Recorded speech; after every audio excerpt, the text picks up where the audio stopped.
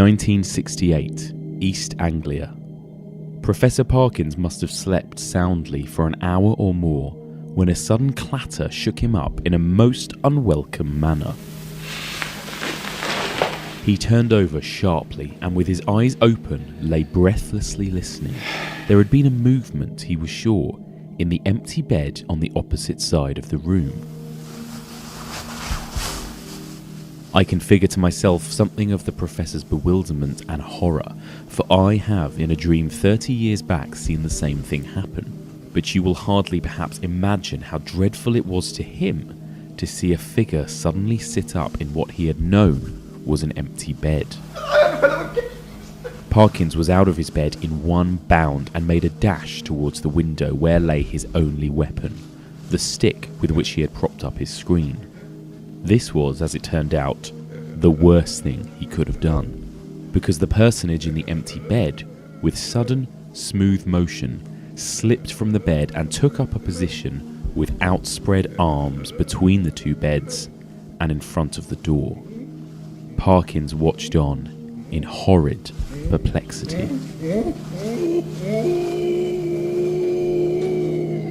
By the late 60s, television was as popular as cinema, and the ghost story adapted by moving from the big screen to the small screen.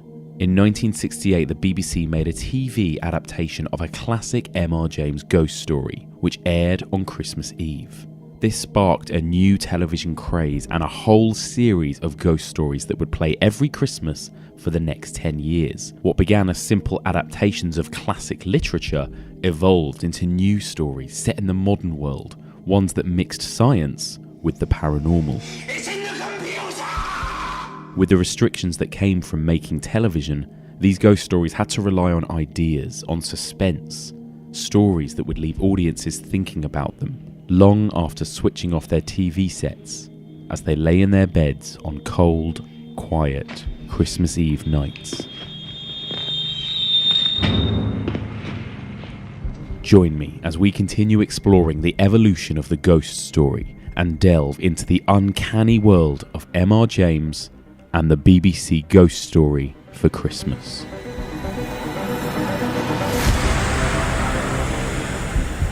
This is a tale of the supernatural. Welcome back to the Evolution of Horror. My name is Mike, and as ever, I am your host. If you're joining us for the first time, then welcome. On this podcast, we explore and dissect the evolution of the horror genre by looking at particular subgenres across a number of weeks. Now, we're currently in the midst of exploring the evolution of the ghost story, and this is part 4, in which, for the first time on this podcast, we're veering away from cinema and onto the small screen, and we're going to look at the BBC Christmas ghost stories of the late 60s and 70s. Really exciting. So much incredible stuff to cover this week. There will be 2 in particular that we're going to talk about in spoilerific detail, and they are Whistle and I'll Come to You from 1968 and The Stone Tape from 1972.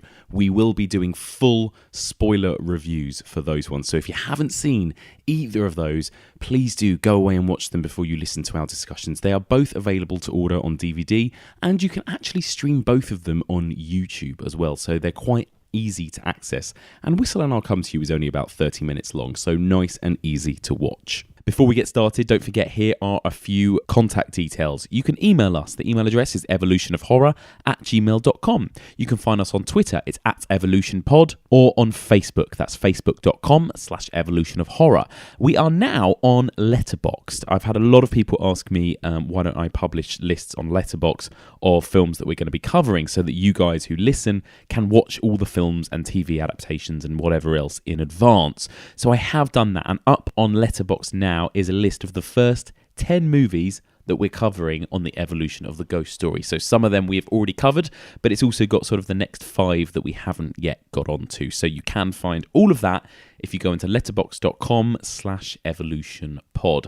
and I will update that weekly with new titles that we're going to be covering. So do follow and subscribe. Got a really exciting show for you planned this week. So later on, I'm going to be talking to the brilliant Ren Zelen. She is, among many things, she's a film critic, she's a sci-fi author, she's a scholar, an academic. She also happens to be a huge fan and somewhat of an expert when it comes to M.R. James, the ghost story writer.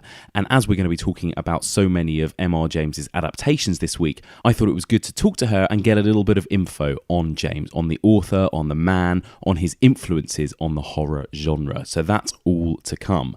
But first, let's get into our discussion of horror on the small screen. And to join me to talk about all things TV horror is one of my favourite people. He's back on the podcast once again from the British Film Institute, the fantastic Michael Blythe. Michael, welcome back. Hello, thanks for having me again. Oh, it's wonderful to be here once again. So this week we're talking all about sort of TV, which has been really nice actually, because we haven't really talked about television yet on the podcast. Just briefly, sort of tell me, what's your kind of experience with all of these BBC ghost stories and these types of things? How far back do they go for you? When did you first see them? I think I first saw them, I can't even remember, in my kind of younger years. I'd always kind of heard about them, the kind of BBC ghost stories of the 1970s, ghost stories for Christmas, that kind of thing. And they weren't easily available when I was younger. No, so it was a bit later on. I think it was when the BFI did a release of Whistle and I'll Come to You, 10, 15 years ago, whenever it was. And I first saw it and I was just blown away by it. I thought it was the most extraordinary thing I'd ever seen. And then that kind of led on to me kind of digging out and seeing if I could find all the other ones. And then kind of realising that in the 1970s, particularly on British TV, it was a real kind of golden age of ghost stories. It really was, yeah, it really was. Because actually when sort of looking at the history of it, I was looking through sort of cinema, and there is a bit of a gap in terms of big mainstream ghost movies through the sort of early 70s, apart from Legend of Hill House. Hell House, yeah. Hell House, yeah. I always forget. Apart from Legend of Hell House, there's not much else until the sort of late 70s when you get into the sort of Amityville, Shining, Fog sort of era. But yeah, there's all these incredible kind of old British hidden gems there through the 70s. What is it, do you think, about television that makes such a good medium for these types of stories, do you think? I think it's that the restrictions of television are actually something that really helps it. I think the thing that's so great about these, particularly kind of BBC productions of the 1970s, is they're so minimal.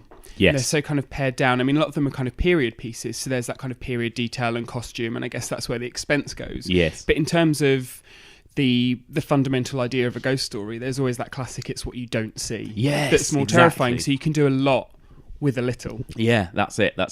And again, it's that kind of, that thing that obviously we don't really agree with, but I think also they have an air of respectability, ghost stories, maybe compared to other genres or sub-genres, don't they? And it's like, okay, this is good enough for the BBC. Absolutely. It's horror that you can sit down with your grandparents and watch. Yes, exactly. And also, so these things, they were all sort of classically on at Christmas. They often aired on Christmas Eve or even Christmas Day, some of them as well. Again, what is the association there? What is it about Christmas time that brings about this kind of want for ghost stories? I'm not sure, really. Maybe it's something about kind of people coming together. You're there with your families. Yes. You're kind of looking desperate for entertainment, as it were. Yes, it's interesting that the kind of ghost stories for Christmas on BBC, the tradition kind of began with Whistle and I'll Come to You. Yes. Which was based on an M.R. James story. And actually M.R. James wrote these ghost stories to tell his friends at Christmas. Yes. So it kind of began very much in a literary Christmas tradition and then translated into a kind of televisual Christmas tradition. I think the other thing about television that makes it such a kind of perfect medium for these kind of things is that there are so many restrictions when it comes to TV. And particularly if thinking about BBC and what that represents and what BBC was in the 1970s. And it was about creating something that was kind of frightening without being graphic, without being gory, without being violent. Yes. So you could actually do a lot and really subversive, interesting, dark, perverse things. Yeah. But they were kind of suitable for anyone to watch. Yeah. Do you think that, could you still see these? I know that they kind of, Mark Gatiss kind of tried to bring this back a few years ago. But do you think these things would BBC take these sorts of risks now? I mean, I wonder whether you'd still get these types of stories coming out on Christmas Eve, you know? Maybe, I think so. I mean, I'd like to hope that they will come back. I mean, you always see them. They always kind of come back. There's little waves of kind of ghost stories come back. I mean, the kind of ghost stories for Christmas, as you mentioned, was kind of brought back a few years ago with varying results. And every now and then a kind of new supernatural thing pops up. But I don't think it's ever been done in earnest and with the same kind of dedication that it was in the 1970s, and I'd love to see it again. Yeah, absolutely. So Whistler, I'll come to you. I mean, we're going to talk about that one sort of mostly in depth, sort of from beginning to end, and then we'll sort of mention a few of the other ones in the series and maybe talk a little bit at the end about the Stone Tape as well, which I think another quite interesting one that warrants a bit more discussion. Definitely. But before we get started on our reviews, I think it will be good to know, for people that don't know, who was M.R. James? What kind of a writer was he? What kind of stories did he write? I think it's important to know that before we then get into dissecting these TV adaptations. So, for a little M.R. James 101, this is my conversation with the M.R. James specialist, Ren Zelen. Here we go. Ren, welcome. Oh, thanks for having me. It's Thank lovely you. to be here. Thank you so much for being here. So just first of all, for anyone who doesn't know who you are, what you do, tell me a little bit about yourself. Oh, gosh, a potted history. Exactly. Right. I had a year in journalism before I went to university. And then I studied English literature at UCL. Like Christopher Nolan, same department. I just like to put that in, you know. Yeah, like, nice. And then I spent a year at the Beeb, and then I went off to Asia. Fantastic. For 12 years. Oh, my God. I know, it's a bit longer than I'd planned, but it was pretty good out there. It was good fun. And then got into academic publishing, came back to the UK, had a couple of kids, like you do. As you do. Wrote a science fiction novel. Amazing. And then the whole film reviewing thing started to snowball. Fantastic. And that's kind of what I've been doing ever since. And you do lots of kind of genre stuff, it's fair to say, isn't it, in terms of reviewing? Yes, I do. I mean, I do write generally about films. I cover the film festivals here in London for people, Fright Fest. So, yeah, I do get asked to do a lot of horror. I do get asked to do a lot of science fiction. Yeah. Which is fine with me. Yeah, how much fun because is that? I mean, there's more women coming into horror all the time, either making it or writing it or reviewing it. But sci-fi, sometimes I've been in screeners, I'm the only woman there. It's true, actually, isn't it? It's still a bit of a boys' club. You do need a woman's perspective on some of You these do. films, You absolutely do. How many kind of sexy female robots have you seen in sci-fi in your Far time? too many Yes. is the answer to that. Yes. And they don't vary that much, I'm sad to say. No, of course. No, absolutely. So I'm not going to say any more about that right now. Yes.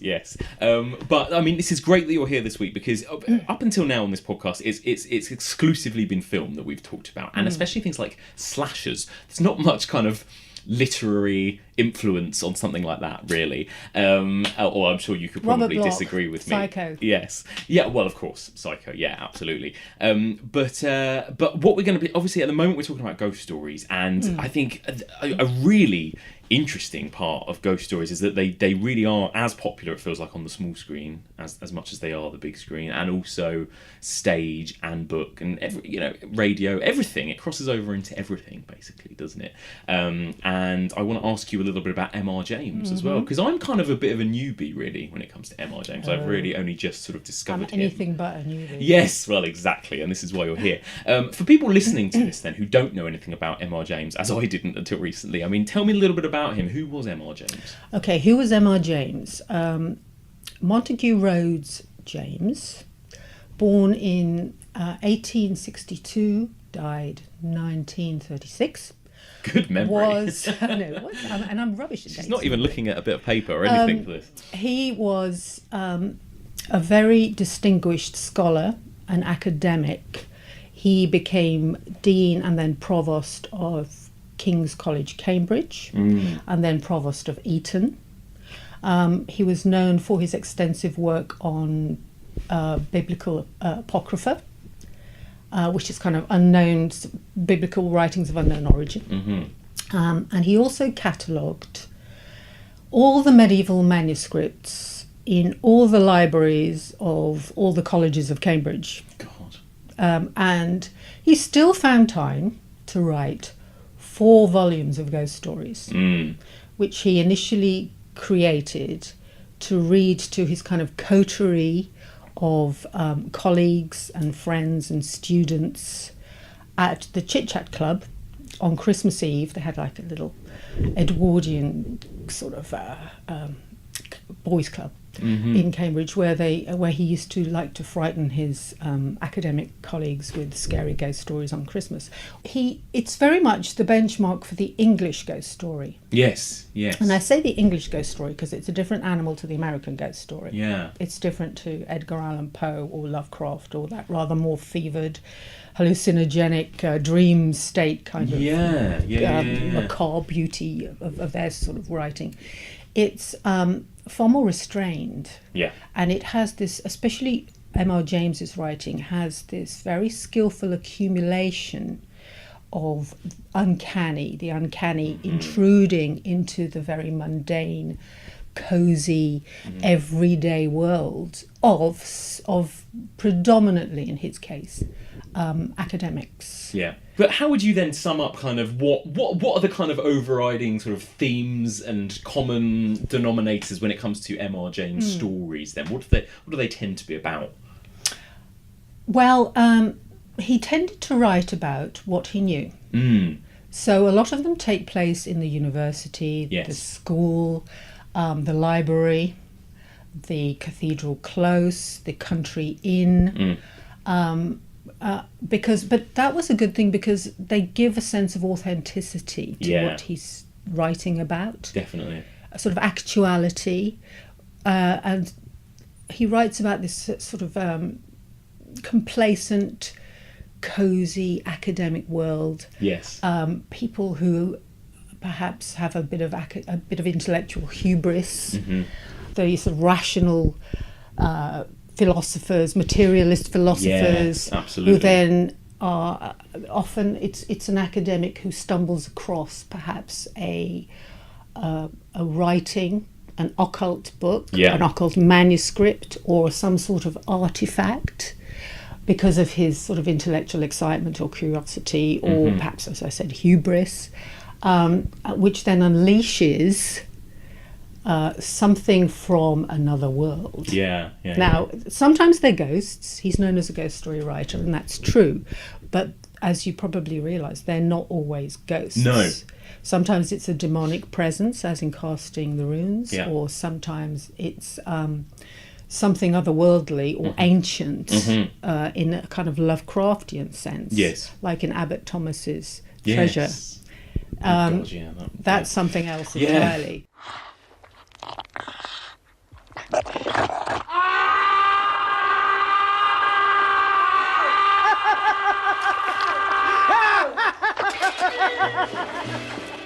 That moment, there was a moment. But even in Whistle and I'll Come to You, My Lad. Yeah.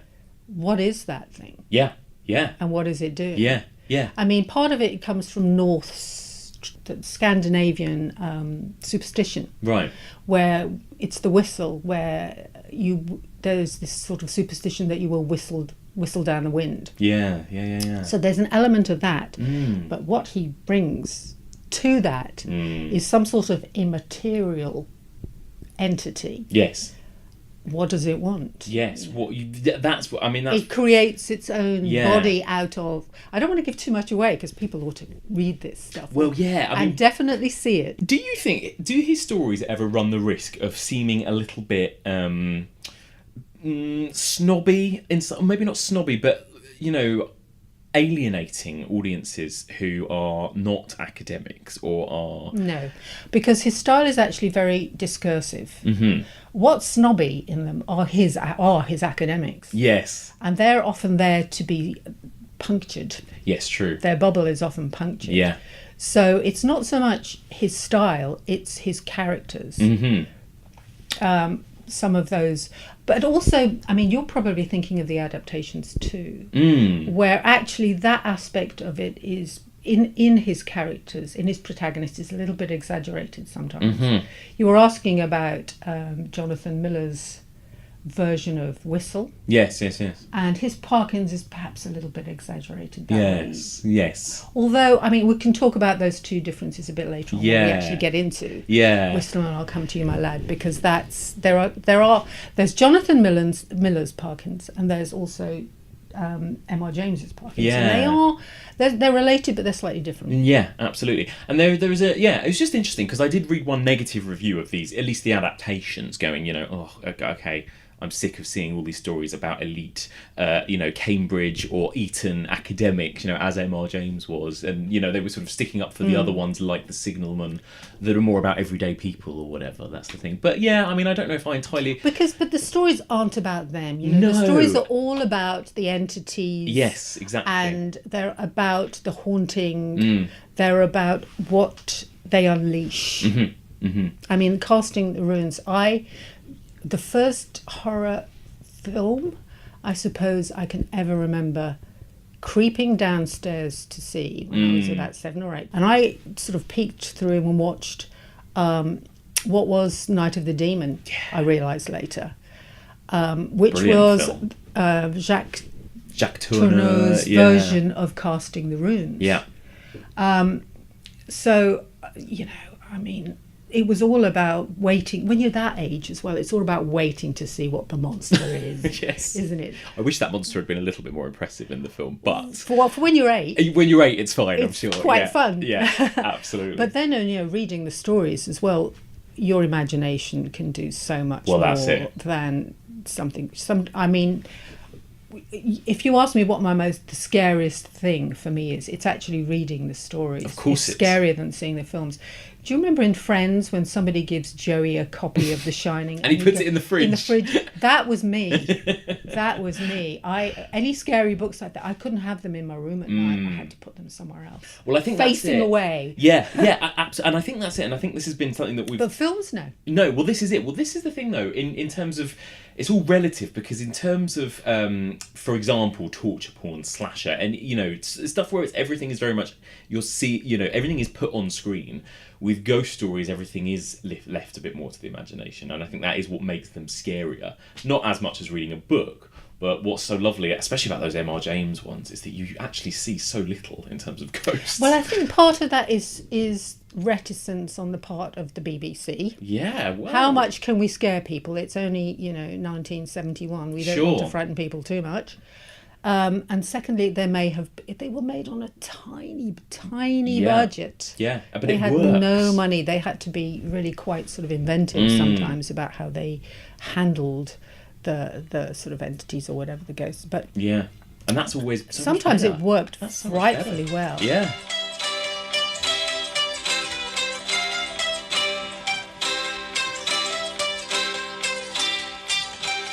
What kind of an influence did M.R. James have on horror films, on horror books?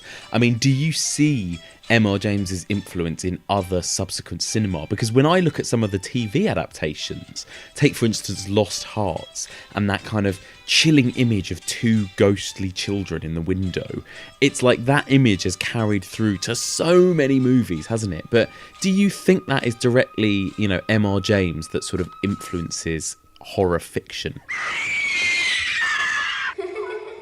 That whole thing about having malevolent child ghosts as, predatory sort of children. Yeah. I mean, a little bit that the story's slightly different in that they are malevolent. If you remember in the adaptation, there's a suggestion that they might be trying to stop the same fate happening to Stephen. Yes. I'm not sure whether that was quite in the original story. Yeah, okay. But maybe there's that's a way of reading it. Yeah. But also, yes, there are things. He's influenced a lot of Hammer.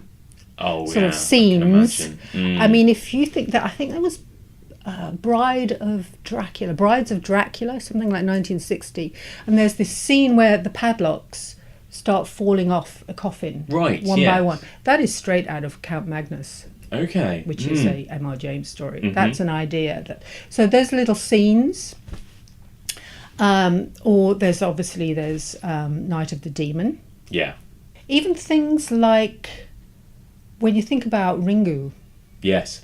That idea of it's sort of an updated version, the videotape being passed on from person to person to alleviate that curse.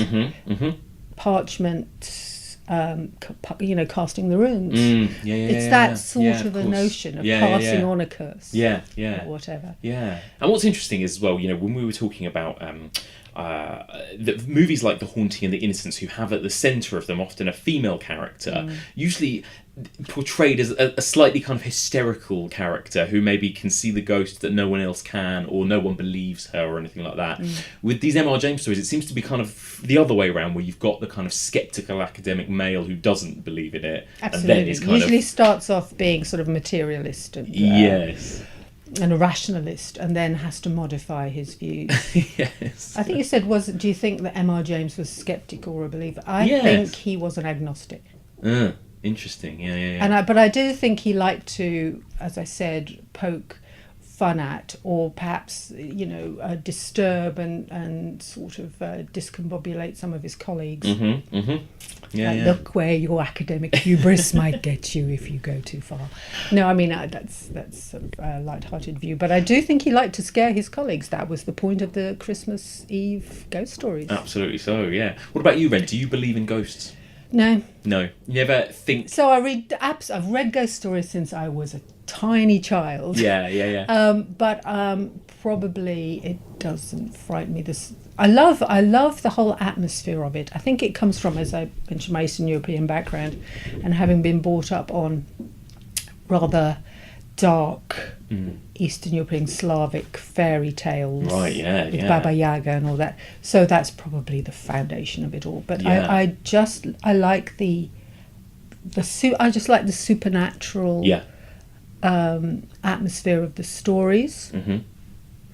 And I'm not quite sure what it is that attracts me to them, but I think it's just my Eastern European weirdness heritage coming out here, and with an English veneer. Yeah, absolutely. With a veneer of Englishness absolutely. over the top. Yeah. Do you think that they work better? I mean, obviously you've got Night of the Demon, which is a hugely successful horror film. What 1957? Yeah, but do you think in general they suit small screen adaptations more, purely maybe just lengthwise, or do you think it works better, these kind of TV ghost stories, rather than if you'd made a feature length film out? I do, and I'll tell you why. It's because originally those kind of ghost stories, and a tradition of English ghost stories in particular, it's an oral tradition. Yes. It's kind of an intimate tradition where they were meant to be read by the blazing fire, by candlelight. If you think about Victorian ghost stories. Absolutely, yeah. By candlelight to a little audience. So that sort of intimate domestic situation where it's on TV in your little dark room with just you and your family, or just you. Yeah. That's perfect for that kind of medium, really. Yeah. I agree. It's also kind of a nice antidote at Christmas to all the glitz. Yes. And the sweetness. And they used to have them on sort of between 11 and 12, I think. Right. On Christmas Eve. Brilliant. After you'd had days of, Brilliant. all the Christmassy glitzy, yeah, tinsely, once you'd had enough sweetie, of Slade and all that stuff. And then last thing before you went to bed. Yeah. Before, in those days, I think they used to stop broadcasting as well. Yeah, of course. Sort of after midnight. I don't know. Yeah, they did. Last thing before you went to bed. Perfect. M.R. James, just to creep you out. Perfect. But it's also very insidious, the way it kind of creeps into your psyche. Yeah. Oh. Because you were talking about ghost stories and how, culturally, they're there. They're a kind of reflection of whatever a particular generation is afraid of. They kind of represent that. And it's interesting how they're developing now at our time too, with the James Wan. The fact that they're having a bit of a sort of revival. Absolutely. But also the fact that horror stories are becoming a little more slow burn. Yeah. We talk about Get Out. Yeah. And the one that you like, It Comes at Night. Yes. Love you see, that. you classify that as a horror. I wouldn't. I'd say that was a psychological family drama thriller, post-apocalyptic thriller. I think you're right, but it has horror tropes in it. The sort of dark corridors. Yeah, I think it's still designed to inherently scare you, especially in places, you know. And it has its jump scares and shocks. Yeah, and even just those build-up, that red door and those shots down those corridors, and But you put your finger on it there. It's all about the build-up, and that's what horror stories are about too. Yeah. They're there to kind of creep. The uncanny starts to creep into the everyday. Yes. And becomes more and more insistent until there is a kind of a climax or confrontation or some kind of a... And then what happens? You know, yeah. That's not always straightforward in M.R. James. Yeah. And what was the relevance of Christmas to these stories? I mean, because they're not set around Christmas most of the time or about Christmas in the stories. I mean, other than, like you mentioned, it's a nice antidote to the Christmas schmaltz. Is there any other reason as to why these stories are always associated with being told at Christmas? Or is that just because that's what M.R. James himself did? Well, it's certainly what he did, but it was a tradition before that. It was a Victorian... I mean, he's Edwardian, but it was a Victorian tradition too. I don't know... I mean, Charles Dickens in A Christmas Carol. It's about ghosts. Yeah. But it's also about... I suppose when you think about Charles Dickens and his ghost stories, and particularly obviously the one we all know, Christmas Carol, it's about a kind of redemption as well. It's about realising we've come to this point in the year and this point in our lives, and maybe it's time to realise that we need to change, something needs to change. So there's that is a part of Christmas too, a re-examination of our lives and the world. You know, so possibly that's part of the tradition. But it certainly was a tradition. Yeah.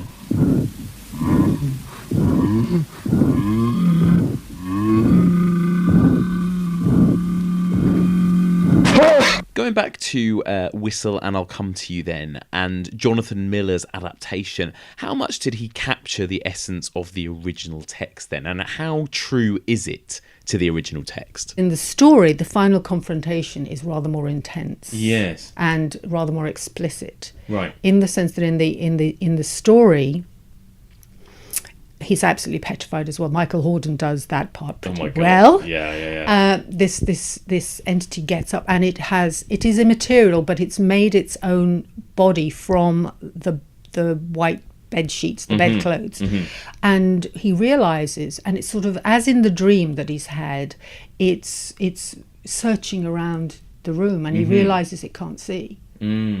But it moves incredibly quickly when it thinks it hears something or whatever, or perceives something. And it rushes over to the bed where he was. And that almost drives him insane because of the way he can't bear the idea of it touching him, obviously. But it sort of feels around the bed, and then it's sort of looking around for him. And then it comes into the moonlight where he can see it, and he sees this face of this being, this entity that has created itself out of what it could get hold of. And he's absolutely petrified because it's coming towards him, and then it thrusts its face into his face, and he says, "I'm going to jump out of the window," basically. But at that moment, yes, the Colonel does come in through the door. And as he does, that entity disappears, and there's nothing but tangled bedclothes on the floor. Right. Meanwhile, Parkinson's almost gone out of his mind, and was about to sort of leap out of the window rather than be touched by this. Entity. So there's a lot more of more the intense thing moving around, and again, I mean, probably it may due be to budget reasons or whatever, like you say. And also, technically, did they have the sort of technology to be able to do that? And if they had, it might have just looked naff. So it's good that they didn't really. I'm not quite sure how you do that. No. There's a wonderful, I'm going to give a plug now to there's as an introduction to M.R. James, if people are interested in, there is a wonderful graphic novel that's just been done. Graphic, sort of adaptation of some of his stories. I think there's one volume, and then there's a second one by John Reppion and his wife Leah, and that's got different artists actually working on the different stories. Oh, fantastic. And there's a wonderful kind of version of Whistle and I'll Come to You, My Lad, with a representation of that entity, which looks pretty good, I think. Fantastic. If they could have recreated that. There's some great kind of just illustrations I've just found on Google,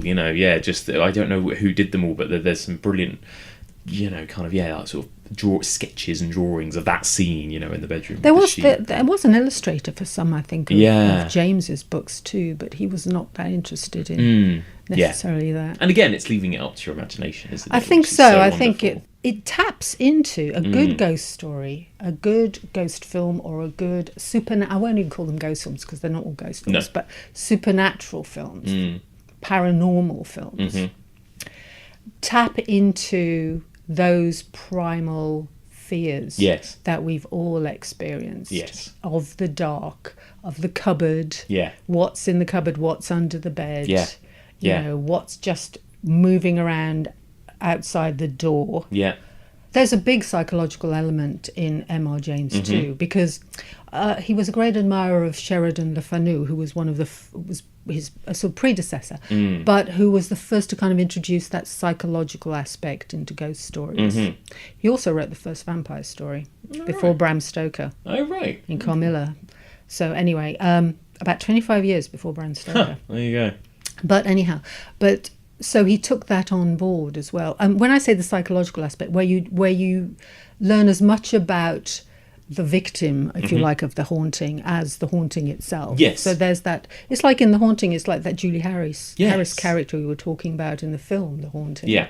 It's her. Yeah, it's her, exactly. And it's really about what's going on in her head. Exactly. As well as what's going on externally. But is she the one that's sort of creating this phenomena? Exactly, yeah. You don't know. So that's more a Shirley Jackson thing. Yeah, but it's true. And and then some go to the extent even where, okay, are there really ghosts at all? Or, The Orphanage, for example, or is it all in a character's head? Or does it leave it open-ended, one way or the other? And I think that's the thing. I think the BBC show you just the perfect amount. I think they reveal just enough. Really? Okay. Yeah, I think it works perfectly. So sometimes for me, I think they're a little tentative.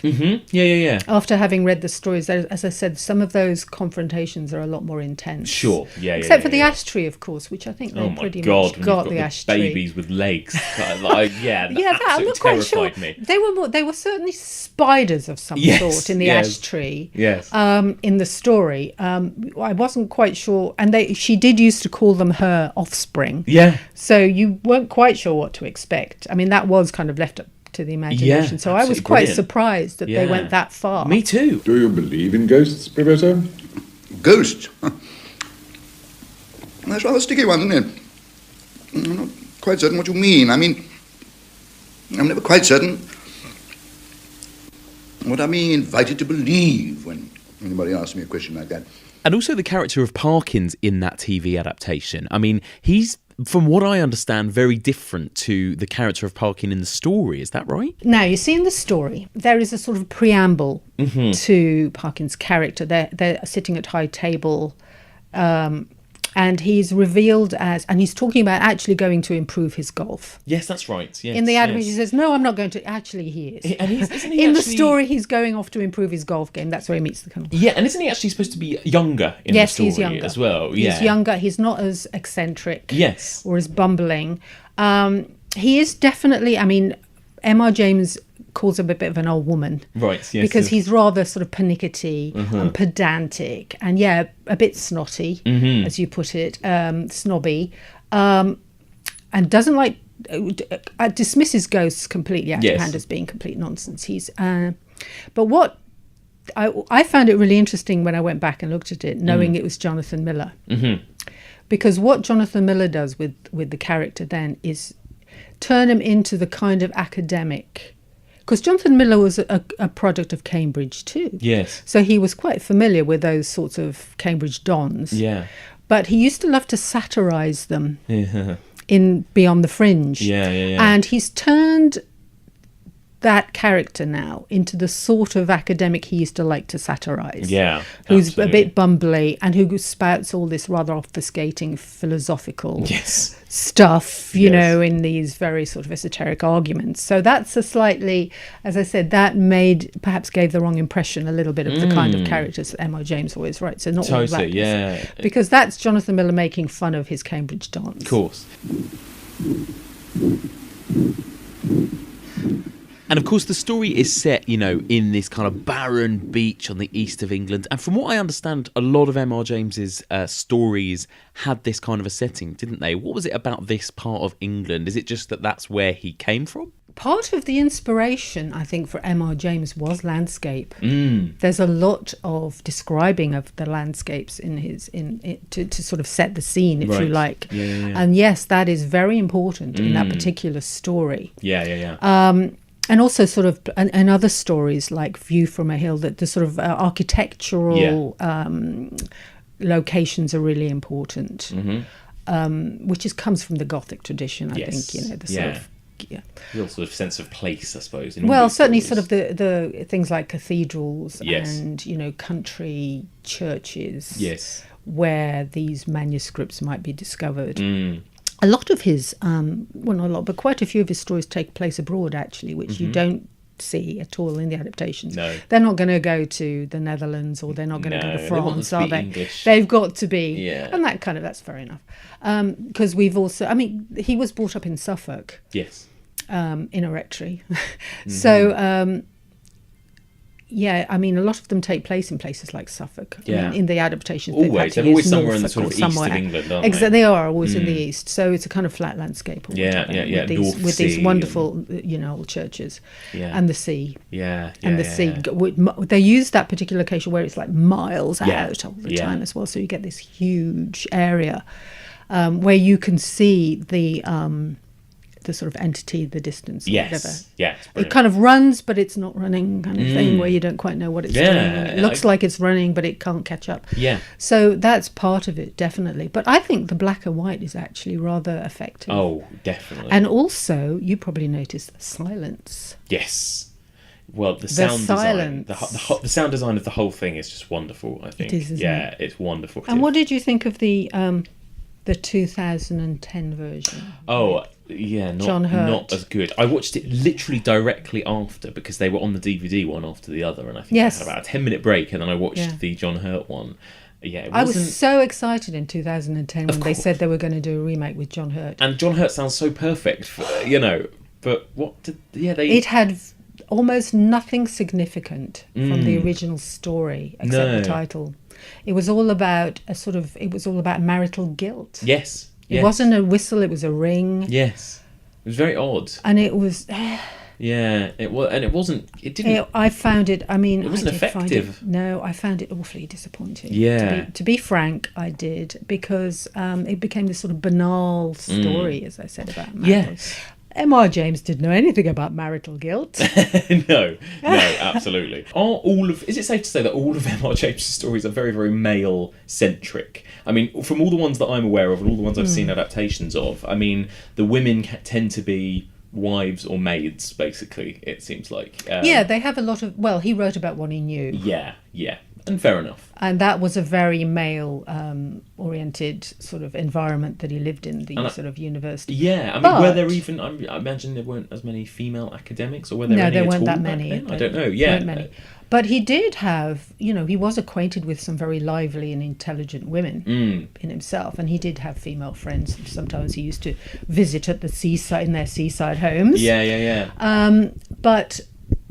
the interesting thing, they do tend to have, if you like, walk-on parts. Yes, exactly. They do have, you know, as you said, there are mothers and daughters and sisters. Yes. Maids. A lot of maids. But there are some more developed characters. Yeah. There is a story called The Rose Garden, and probably the main character in that is Mrs. Anne Struthers, who is a very formidable lady who gives the orders and people jump. Oh, right. telling her about. But she's also, you know, she's slightly humorous, but she's a rationalist, and she's very matter of fact and very organised. And something happens, obviously, that will subvert that particular confidence. Yes. But she's the main character in that. But and there's also a Miss Mary Oldney in, I think it's The Residence at.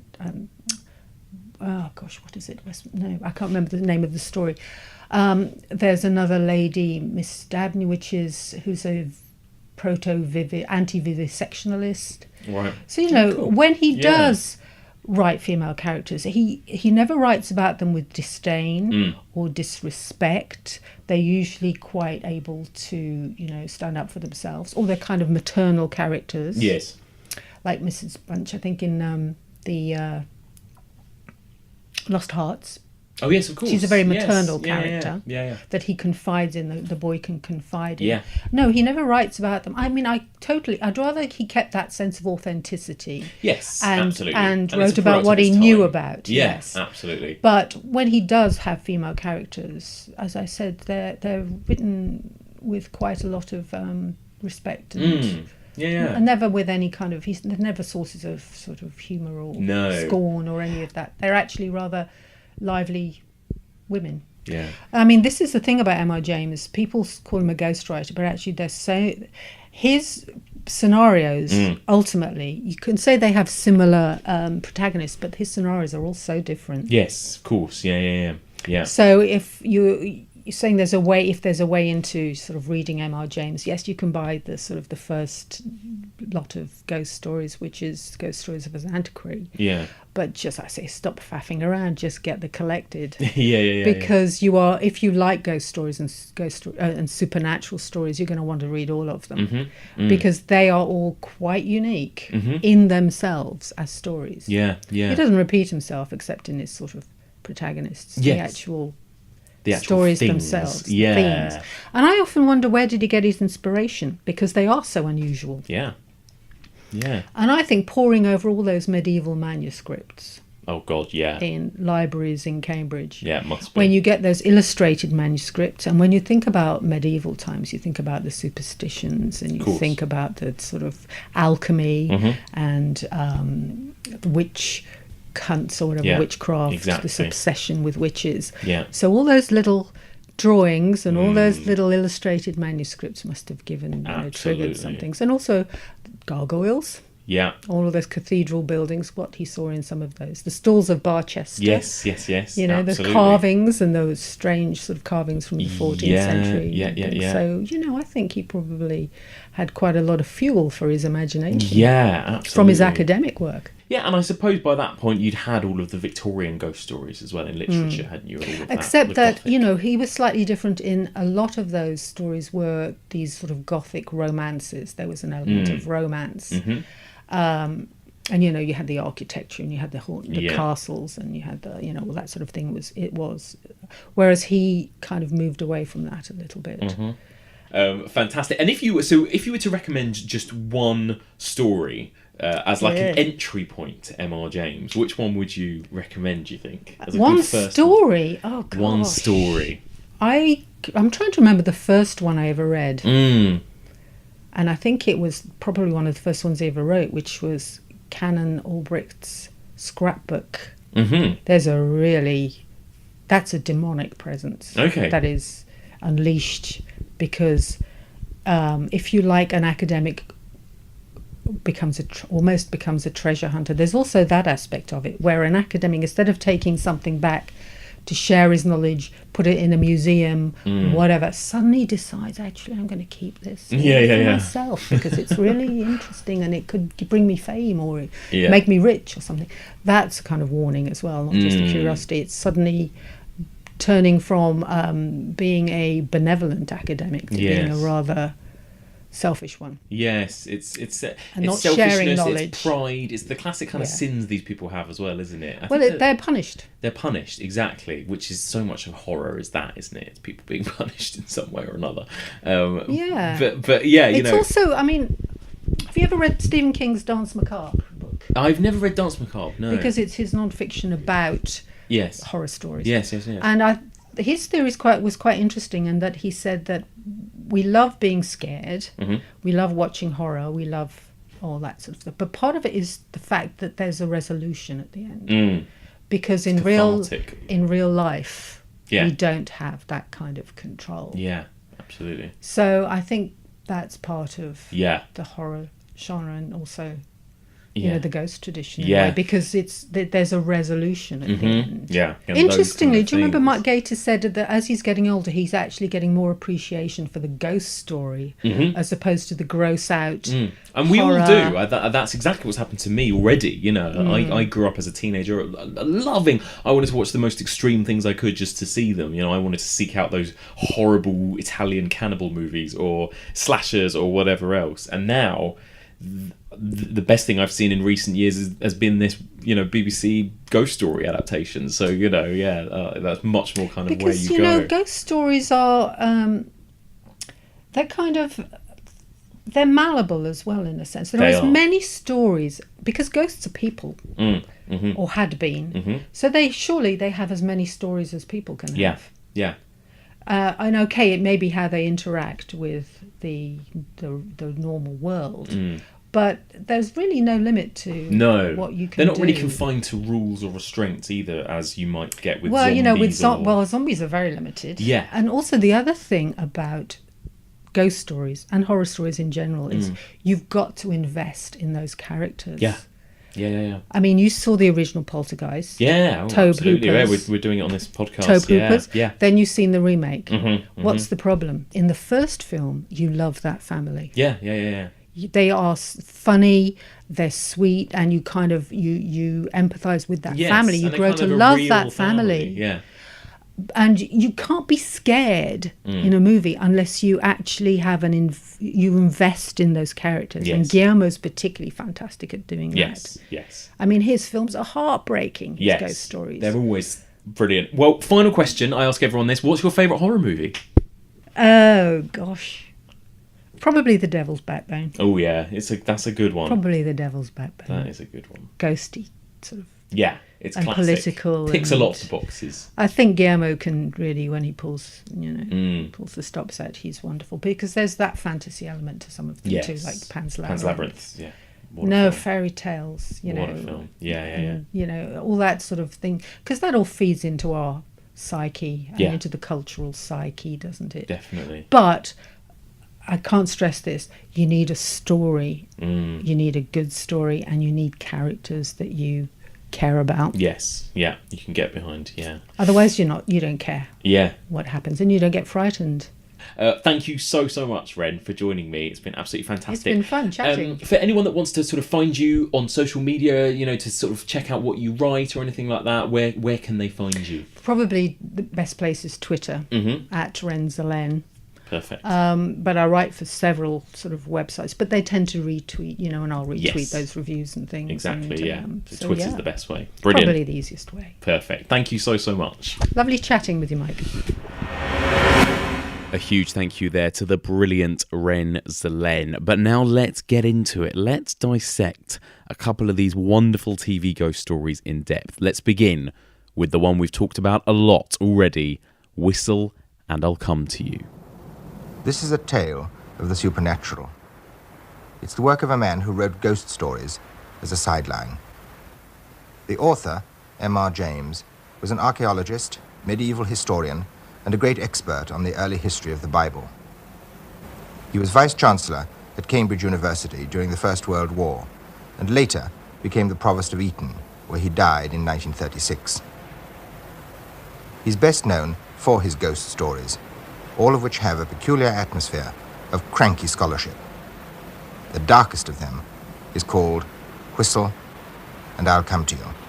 Whistle and I'll Come to You was commissioned as part of Omnibus, yes, which was kind of traditionally known for being a kind of documentary factual TV programme. So to create this kind of one-off supernatural drama was quite unheard of. Yeah. But it did kind of give it that air of respectability that yes. we talked about. It was this kind of classy omnibus production. Absolutely. So, even the voiceover at the very beginning of it. It's got exactly. There's a kind of documentary-likeness yes. to the beginning, isn't there? And I think there's that interesting thing where perhaps audiences that were first watching it were kind of lulled into thinking they were going to be presented with something, and they got something completely different. I think that's something that made it even more terrifying and kind of added to its legend status. It's a story of solitude and terror, and it has a moral too. It hints at the dangers of intellectual pride and shows how a man's reason can be overthrown when he fails to acknowledge those forces inside himself, which he simply cannot understand. Just everything down to the way it's shot, the kind of black and white, this kind of grainy quality to the film. There's something really genuinely otherworldly and uncanny about it right from the opening moment. Yes. And I think a huge thing that is a factor in that is the central performance. Yes. And the kind of central character of this. I mean, essentially the plot of the show is that there's a kind of bumbling old academic who goes on a kind of jaunt to the English coast, and when he's there he stumbles across a kind of buried like an old antique whistle that he sees, and it's got an inscription in Latin on it which kind of translates as who is this who is coming. And as soon as he kind of unearths this whistle, he starts to experience some kind of supernatural phenomena which grows when he blows into the whistle, and kind of subsequently is kind of plagued by terrors over the subsequent evenings. And this character at the centre of it is about as far away from your kind of TV leading man as you can ever imagine. You know, he's this constant kind of internal monologue, this kind of bumbling, muttering all the way through. It's so strange. It's kind of irritating. It's frustrating. It's, you know, it's really unsettling. He's an awful he's a person I would not want to be stuck with at that breakfast room in the morning. Yeah, absolutely. When he checks in, you get a sense that this like little kind of, you know, like a seaside hotel that everyone's there like, oh God, this guy's here. Thank you. I think a little headache. Come in, miss. Yeah, he's a real nightmare, but he's fascinating because you don't know anything about him. Yeah. You know, you don't know where he's come from. All we know is that he's this academic, that he's this old guy, and you don't know if he's on the verge of senility, if he's of sound mind, all these different things. But he's a really kind of almost like a kind of unreliable guide through this show. So by the end, when the supernatural kind of ramps up, you don't quite know if we're just fully in the mind of this kind of crazed old man. Yeah, exactly. Like all the best ghost stories, you know, you don't know whether it is psychological or supernatural. But what's great about Whistle, and I'll come to you, is it doesn't do that kind of cop-out where you don't see anything. So it's like, oh, did anything happen? You know, there are moments of absolute, genuine, pure, supernatural, ghostly terror on screen, and they're remarkable the way that they're done. And it's just so pure and simple. Like, it's like, you know, it's the most pure version of a ghost story you can possibly imagine. I mean, it is literally a white sheet, you know, it is the classic kind of ghostly presence. It's like if you wanted to show somebody, an alien, what a ghost story was, it's almost like that's the one you'd show them in a way. Yeah, absolutely. But the way that white sheet is filmed, it's incredible. It's like nothing else, isn't it? Absolutely. It's kind of, you know, it's borderline kind of surrealist. Yeah. You know, this kind of end scene in his bedroom where he witnesses this kind of sheet on his bed kind of rise and kind of come to life. Yeah. And to explain it, you'd think you would know what it would look like. Yes. But the reality is completely different. It's this kind of jerky, awkward effect. That's what it is. Extraordinary. Even just talking about it now, it gives me chills. Yeah, me too. It is absolutely brilliant. And that, you know, it's this kind of surrealism of that's that. The other equally as terrifying scene is the sort of nightmare that he has the night before, or whatever it is, where he's being chased along the beach, and it really is like.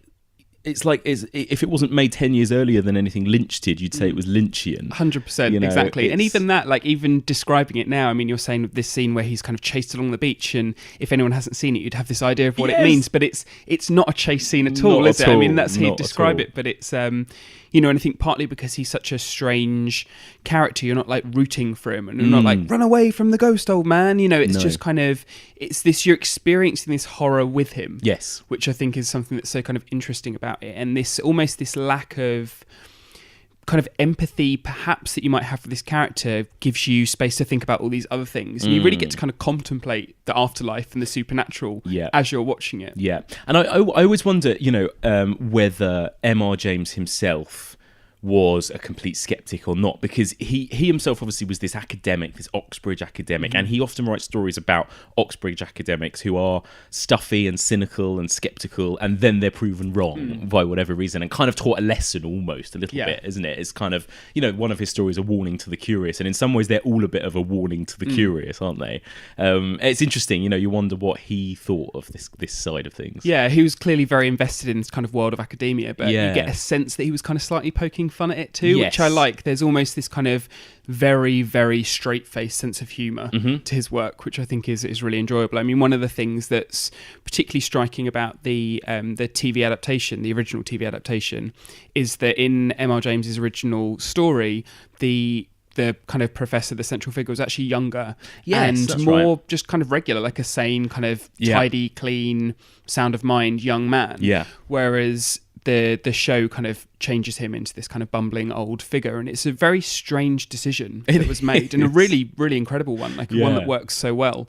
But while it, like I said, it stays so true to the kind of essence of James's story, it really does bring something different to it. Yeah, it does. And, all in all, I think the running time is about 40 minutes, 45 minutes, something like that. And I think it's a good 20, 25 minutes into it before anything quote-unquote scary happens. It is all build-up. It's all Michael Horden's performance that we're watching until then. But that sense of dread is right there from the beginning, because it's just off. Everything seems off from the outset because of him, because you're not used to being with this person. You're not used to spending kind of TV time with a character like that. So your kind of guard's up from the beginning. Yes. And that conversation he has with the Colonel character about, death and the afterlife, and he kind of spurts on about all kinds of random stuff. You just think, what are you talking? He's just completely kind of out there and awful and unlikable at the same time. Absolutely.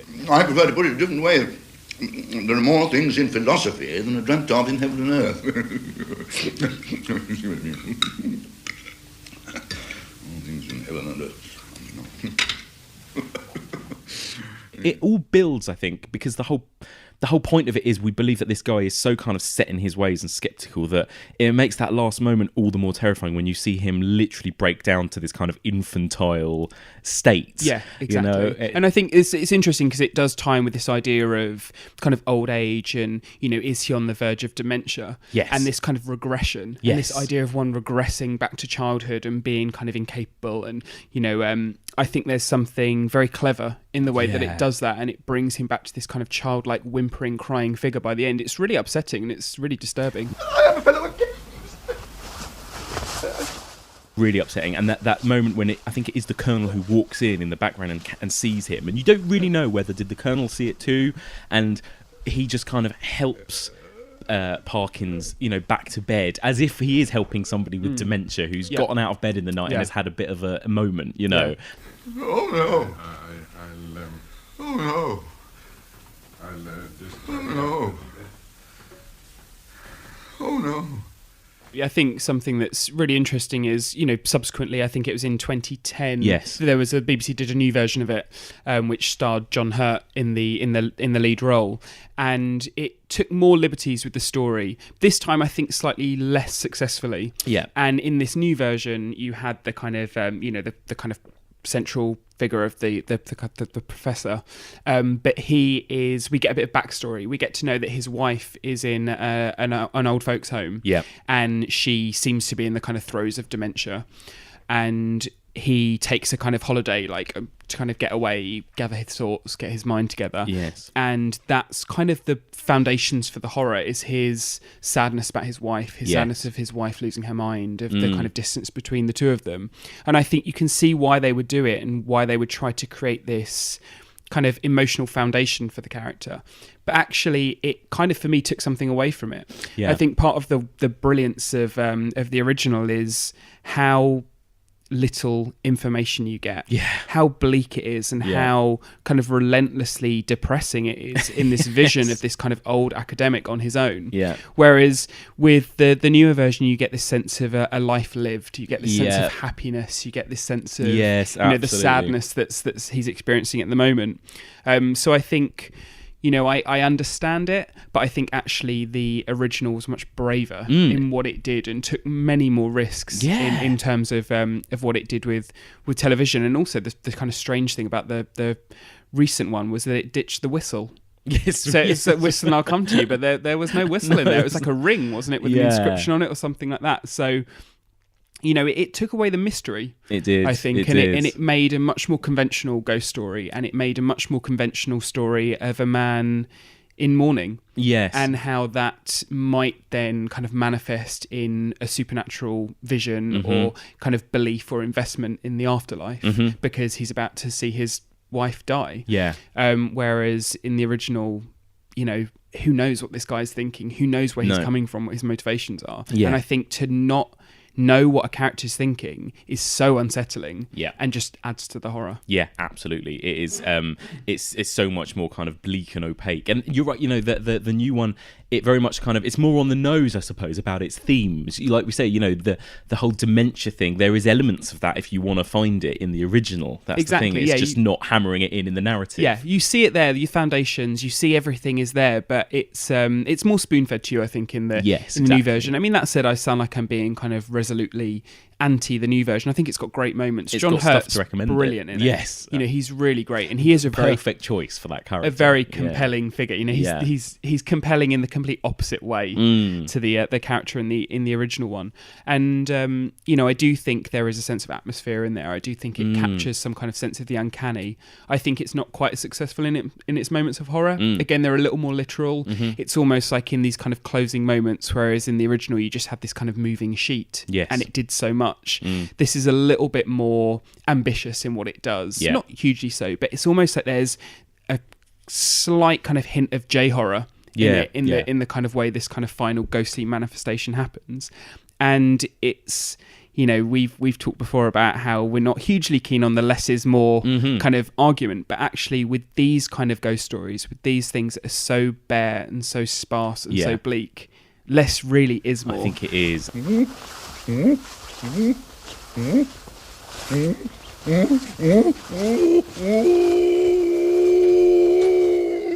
It's smart to know how long you can show a sheet for. Yeah. Really, because it's like, you get to that point where a sheet's chasing him around the room and it becomes silly. Yes, exactly. Whereas if you've just got enough that you're like, what am I seeing here? Like, what is this? And actually the way it's shot in those closing moments is it takes you a while to kind of adjust your eyes and think, what am I looking at here? And even like, it's like the quality of the film seems to change. It does. It becomes like you've entered this other realm, you've entered 100%. This kind of world of the supernatural. And and I'm sure it all comes down to things like budget constrictions and what they could get away with at that point with this moving sheet, but it just works perfectly. It's so perfect. And it taps into that, and I've spoken to this about this with other people, but it taps into that absolute fear, that thing that we've all experienced of waking up in the night and kind of seeing something in the dark, whether it's like your dressing gown hanging on your door or something, and just that like split second moment when you're looking at it for a while going, that is what I think it is, but I'm waiting for my eyes to adjust just to make sure that it isn't anything out of this, out of the ordinary.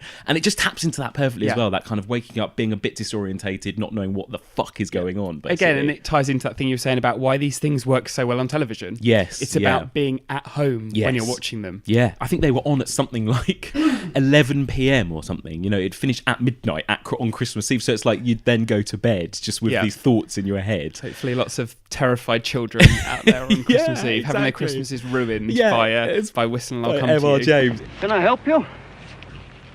No digging here. I beg your pardon? No digging here. What do you mean, no digging here?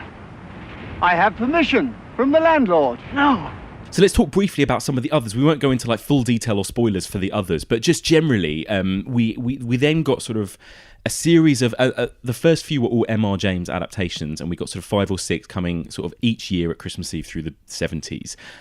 Any sort of highlights for you out of those ones? Yeah, I think, for me, the kind of highlight of the subsequent M.R. James ones was A Warning to the Curious, which you mentioned already, which follows a similar kind of idea of Whistle and I'll Come to You, which is this kind of academic unearthing an old artifact, which brings with it a kind of supernatural presence.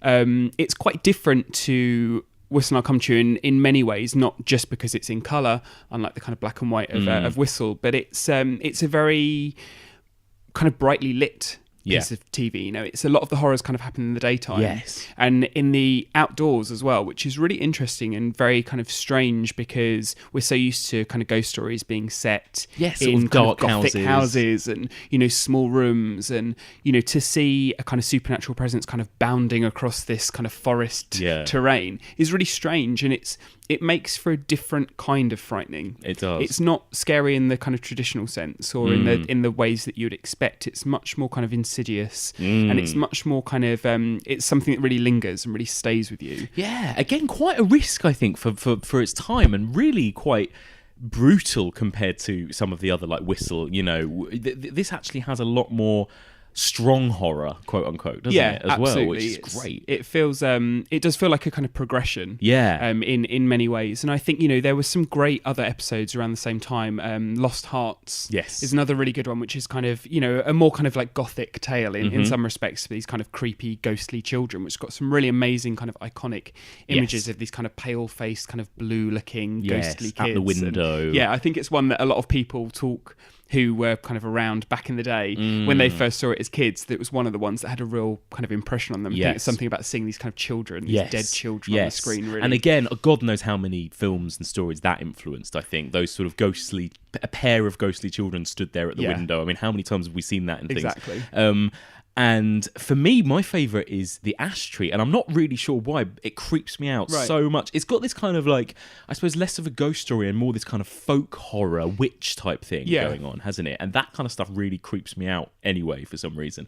And I just wasn't expecting the direction that went in towards the end as well. Again, you're just kind of like, what the fuck is going on? What am I looking at? You know, what is happening? This kind of nightmarish, uncanny visions. I mean, that was the great thing about so many of these, was that they end up being something quite unexpected. Yes. They take really interesting kind of turns, not necessarily purely in the kind of narrative, because, you know, they were restricted to these kind of tales, which were quite concise, you know, kind of, you know, short kind of narratives that followed this kind of ghost story. But the way that they were made, the way they were put together, the way they were filmed, the way they were performed, the way they were, you know, constructed was so strange in some ways. Yes. And they feel sometimes, you know, when you're watching Whistle or Ash Tree or Lost Hearts, sometimes it feels like you're watching kind of experimental art house film. 100%. Do you know what I mean? It's like these don't feel like mainstream TV programs. Not at all. And I think that's something that's never been replicated. I think that's something that we haven't seen kind of move forward into kind of subsequent TV horrors, you know, into the kind of later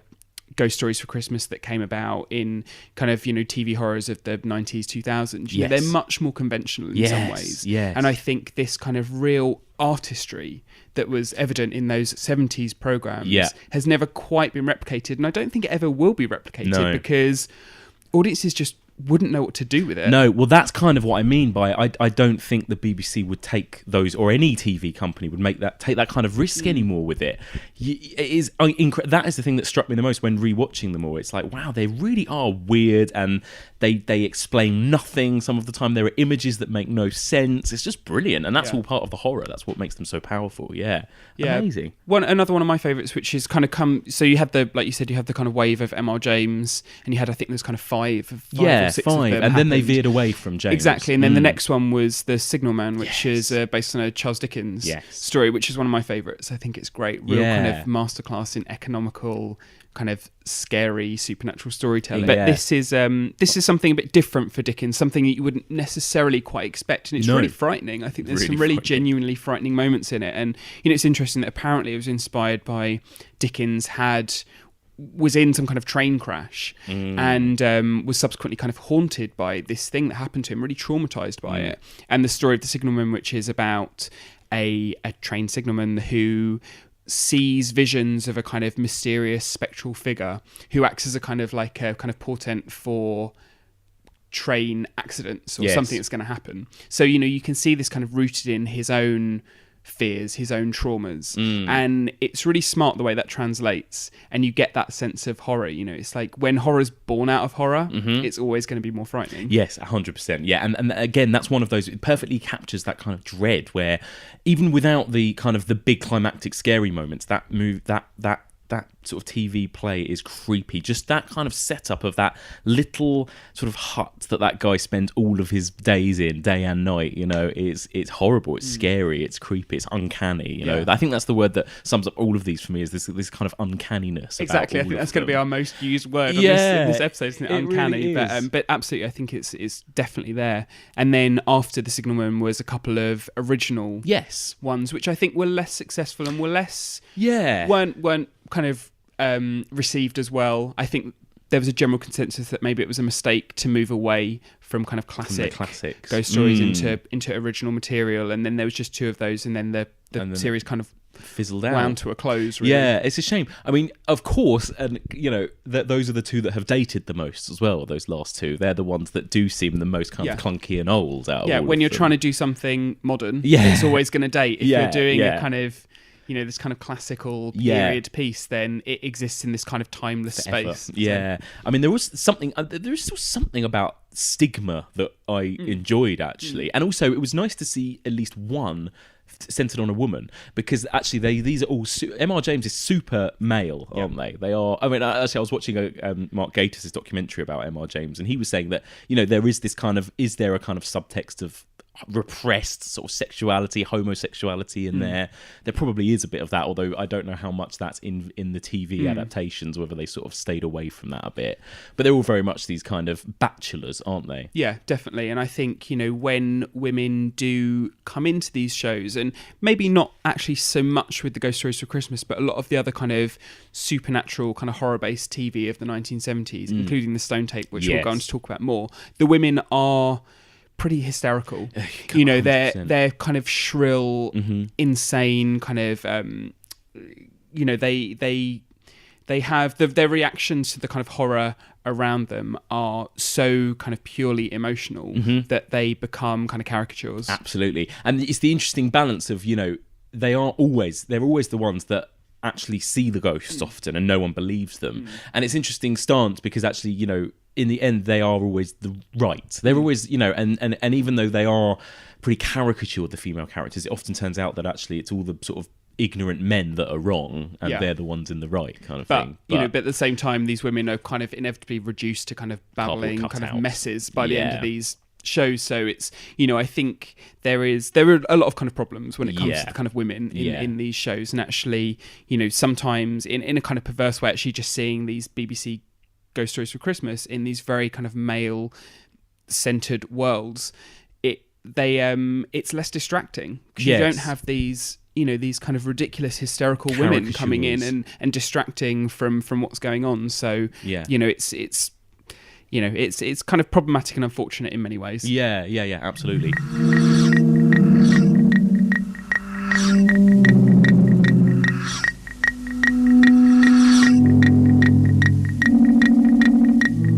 Let's talk then about the Stone Tape. So obviously this wasn't officially part of the kind of BBC Ghost Stories at Christmas thing, was it? This was its own thing, but it did air on Christmas Day, and I think in 1972, something like that. That's right. And this is a kind of feature-length, 90-minute sort of TV play written by Nigel Kneale, that's right, isn't it? Who, tell us a little bit about Nigel Kneale. He had more of a sort of sci-fi background. Yeah, so Nigel Kneale's best known for writing Quatermass, so the kind of Quatermass Experiment, the kind of film, the TV shows. So he was a kind of BBC staff writer, essentially, and who was kind of dissatisfied with the stuff that BBC were producing, and wrote and made some really subversive, really interesting, really daring programs. Quatermass, the Year of the Sex Olympics. Yes. He did a kind of very controversial adaptation of 1984.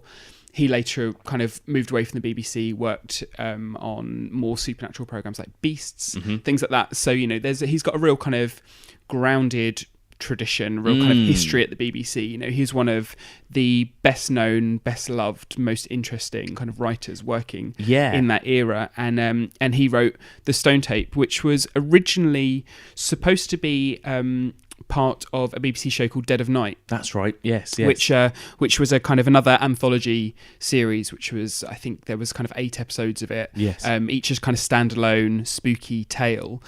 Tragically, 3 of which only exist now. Yeah, there's I think 5 of them were basically kind of literally recorded over when the BBC needed room for new materials, so they literally just got wiped. So we're left with these 3 episodes of this Dead of Night program. The first of which is called The Exorcism, is remarkable. It's one of the great kind of other BBC British kind of ghost stories of the era, and it's about this kind of dinner party at Christmas and this kind of history of this kind of strange house and this kind of haunting, and it's incredibly dark, incredibly strange.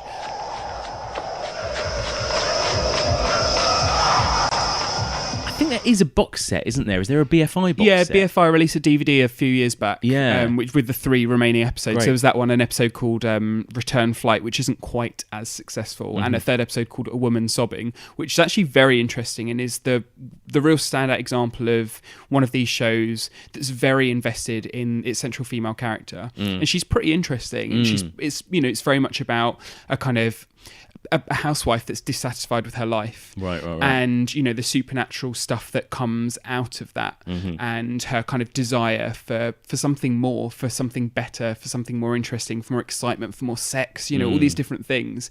And she's not the most likable character in the world, but she feels almost fully realized, in a way that a lot of the women in these shows weren't. But anyway, the Stone Tape was originally intended to be an installment in that program, but somehow along the way kind of got separated and it exists as its own standalone thing. And also it was feature length, which set it apart. And the plot of the Stone Tape is there's a kind of electronics company that kind of rehouse into this old abandoned kind of huge sprawling house in which they're trying to kind of come up with new recording technology. And this kind of guy that runs it, this kind of dominating, really irritating guy who can't seem to speak at a regular volume. He just actually everyone in the Stone Tape just shouts all the way through. It's very stressful. It is. But so if you just turn the volume down slightly, then you have a much better experience. I had to turn it down. From here on, we're secret. So no chums in, no parties in the canteen, which, by the way, is still there and extremely decent. And working. Lose that way, also working. Right, follow me. And once they're in there, they encounter this old room, which hasn't been kind of renovated. It's in its old kind of state from back in the days of yore or whenever it was. And in that room is kind of supernatural phenomena happens, and the central female character, who's played by Jane Asher, kind of witnesses this vision of this kind of screaming woman, this maid that existed back when the house was in kind of full swing.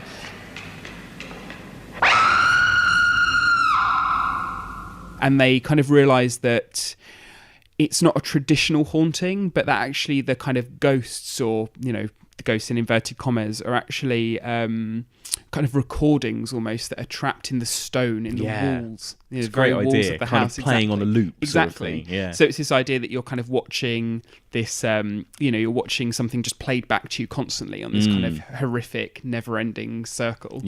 And they kind of think, oh wow, there's something in this. Maybe this is the future of recording technology. Is actually a more kind of organic based material, and then kind of various horrors ensue from that starting point. But it's really interesting, and I think it's something very kind of Nigel Kneale is this combination of kind of science and superstition.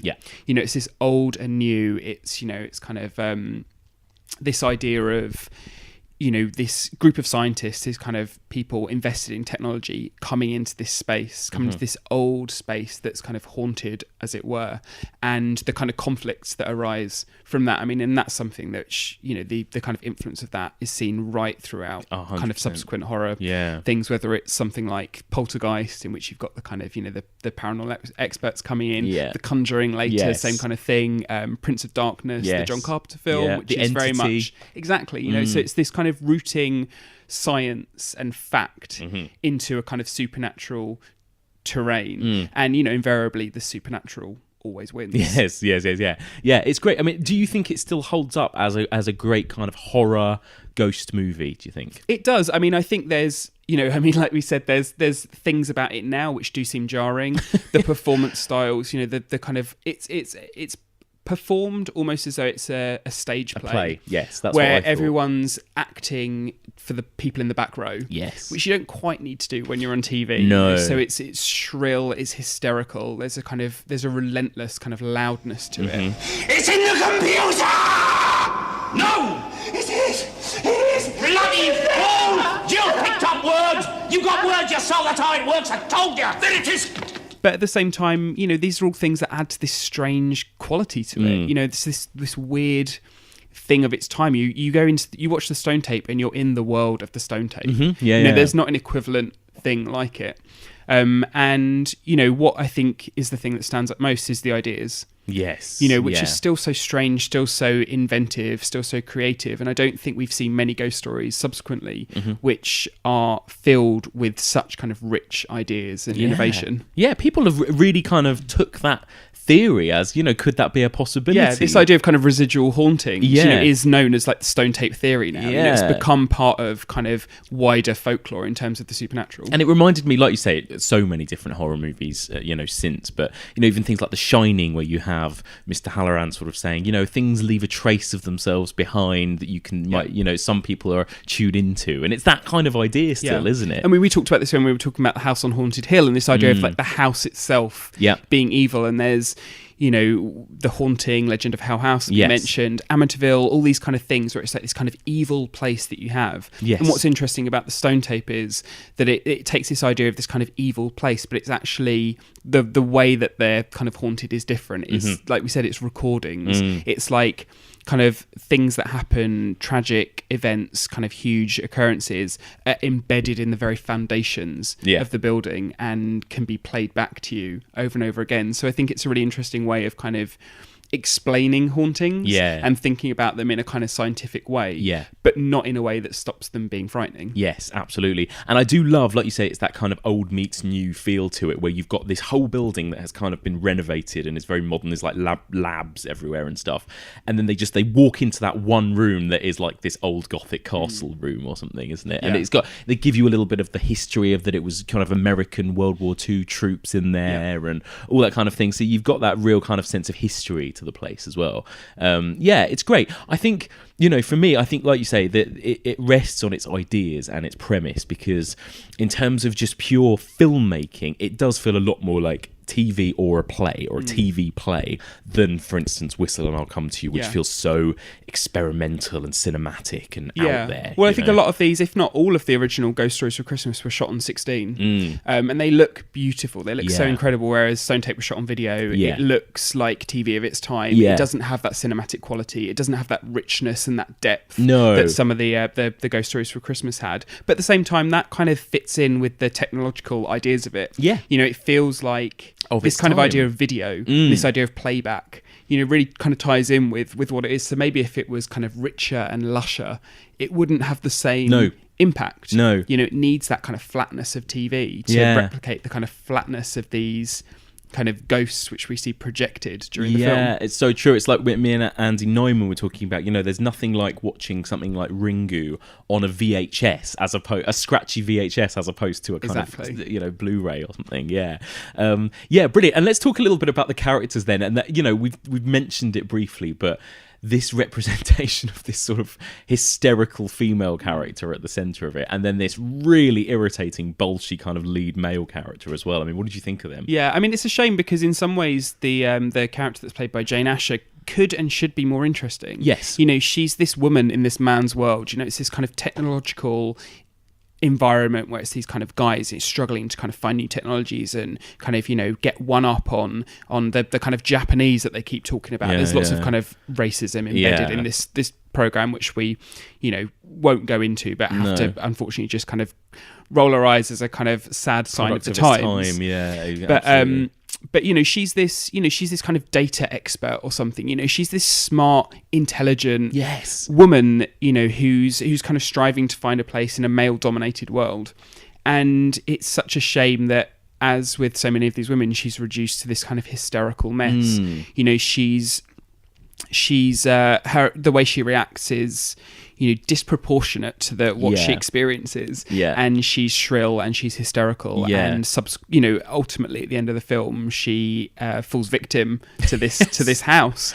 And I think it's a shame that she couldn't be more of a voice of reason and have more of a kind of controlled, composed, manner with which she's presented. I think. I think I really thought watching it, okay, this is going to be deliberate. This is going to be commented on, the fact that you've got such like kind of loud, shouty alpha male, and then this one woman who is the one who sees more and knows more, and maybe actually the smartest person in the room. And I think that is there and it is hinted at, but it just doesn't go as far as I wanted it to go. Yeah, exactly. And even from the opening moments of the show, it begins with her kind of driving up to this house. And she's there in her car, and there's this kind of lorry backing towards her, and she reacts in this insane way. She's screaming, she's crying, and all she has to do is reverse. Yeah, and all she has to do is reverse. And it's this idea of like, it really sets this foundation of woman as irrational. Yes, absolutely. And I think it's a problem. I think it's something that kind of exists then throughout the rest of the program, because when the men are disbelieving of her, and when the men are kind of like, oh, pipe down, woman, you don't know what you're talking about, there's this sense that actually from the very opening the program is kind of invested in that idea. Yeah, exactly. Her responses are off from the beginning. It's not just in response to the supernatural occurrences. No, because you think it could be one of a million different things, that maybe, okay, she's going to be a kind of slightly maybe unhinged, unreliable narrator. But it's not that at all, because it's like what she sees, loads of other people end up seeing. And, so it's, it kind of doesn't go in that direction that you want it to go. Exactly. And I think, but it's that thing, we talked about this, we talked about women, we talked about the kind of, the unfortunate kind of racist moments in the dialogue. And I think, we've talked about this, and it's such a lazy thing to say, but talked about them as a kind of product of its time. Of course. And I think it's very easy to get wrapped up in focusing on these kind of things, and then sound like you're being kind of quite critical of what is a remarkable piece of television. It's still brilliant, absolutely. Yeah, I thought it warranted mentioning. But yeah, it has some just absolutely brilliant moments. And again, it's the simplicity of, again, a little bit like some of those M.R. James ones, where it's just reliant on sound design, really. It's just those screams, it's those sound effects, it's those tiny little sort of flickering hologram sort of moments, but it's so sort of stripped back in a way, isn't it? Yeah. Absolutely, and and it is, we mentioned a minute ago about how kind of influential it was, but it really is, right through kind of film and television. Like even, and I'm sure kind of elsewhere in the podcast you're going to talk about Ghostwatch. Yeah. But the foundations of Ghostwatch are absolutely there. You can see how Stephen Volk was influenced by Nigel Kneale, and Definitely. Nigel Kneale's such a important kind of figure in the kind of evolution of the supernatural on film. And we just mentioned John Carpenter earlier, but Carpenter was a huge Nigel Kneale fan, and his films are kind of littered with references to Nigel Kneale. The Thing is very kind of Quatermass inspired. Prince of Darkness said is really a kind of update on the Stone tape. But it's really sad that Carpenter was such a huge Nigel Kneale fan, but actually apparently his encounters that he had with Kneale weren't so pleasant. Was this Halloween 3? So right? Exactly. So Nigel Kneale wrote a kind of early draft of the screenplay for Halloween 3 Season of the Witch, and which I don't know the full details, but got kind of bastardized or changed or whatever it was, and Nigel Kneale ended up kind of removing his name from it. But he really kind of had an unfortunate experience with Carpenter himself, and the two of them didn't really get on. Apparently Nigel Kneale was very, very difficult to work with, was very ungenerous and unkind, and I think it must have been quite an upsetting experience for John Carpenter. It's the classic thing, if you should never meet your heroes, because... And Carpenter was sort of reasonably young then and kind of new still, wasn't he? Absolutely. And but what's interesting is that he had this kind of awful experience, but then he still made Prince of Darkness, which was his kind of Nigel Kneale ultimate kind of homage. And actually, Carpenter wrote that film under the pseudonym Martin Quatermass, which is possibly the most thinly veiled, fake name ever. And he even wrote this. There was like a press release about who Martin Quatermass was at the time, and apparently he attended Kneale University. These kind of things, and like we said, the film itself, which is kind of research scientists kind of going into this church and investigating this kind of supernatural phenomena, is so Kneale in this kind of idea of science meets superstition, old meets new, religion meets technology, these kind of different things. And so it's great to know that despite personal differences, Carpenter could still see the value of Kneale, could still Definitely. understand the impact that he had, and could separate the man from the art. Exactly, yeah, which is great. Yeah. Wonderful. So, big thumbs up for the Stone Tape. Oh yeah, two enthusiastic thumbs up and a small thumbs down for some of the more problematic areas. Some of the politics.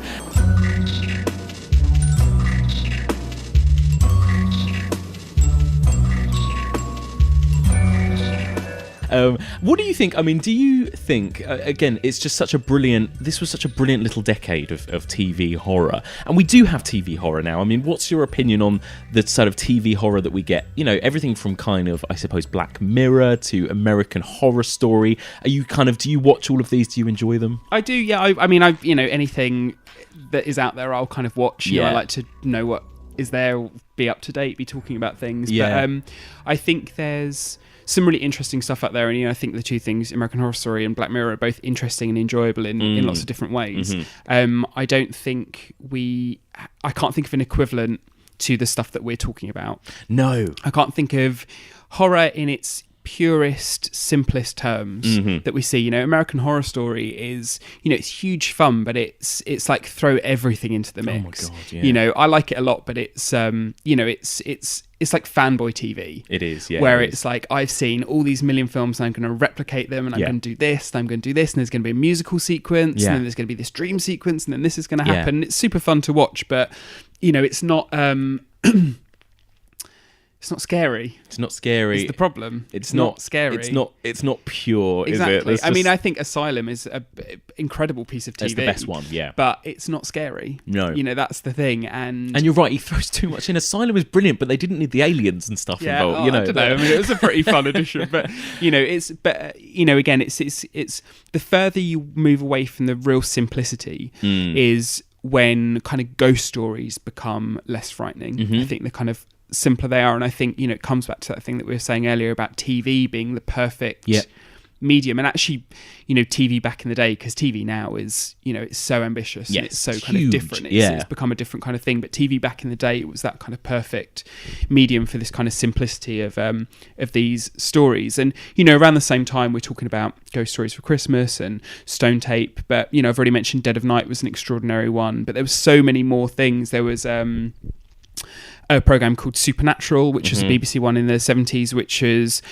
for me, not the best. I think it was a little kind of stuffier and a little bit more kind of old-fashioned in some ways, but had some kind of fun moments. There's an episode called Lady Sybil, which is a kind of supernatural one, which is has its kind of moments and is pretty kind of fun.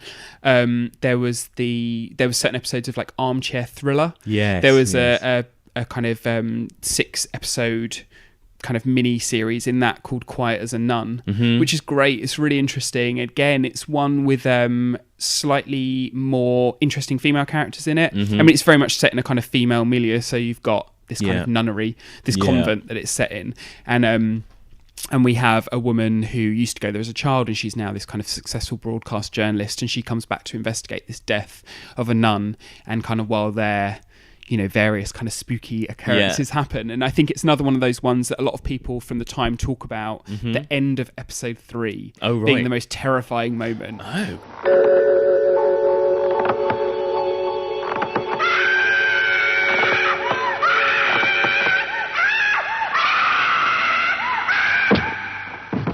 It's just another example of how much was being made at the time. We talked about briefly mentioned Beasts, which was another Nigel Kneale program, which happened, I think it was an ITV thing rather than a BBC production, and the kind of basis of that was that it was like 6 tales of horror, all kind of based around some kind of animalistic aspect. So there were some kind of animal references, there's some kind of but he did kind of supernatural stuff within that, and actually the kind of stuff that he wrote was really weird and really imaginative and really subversive.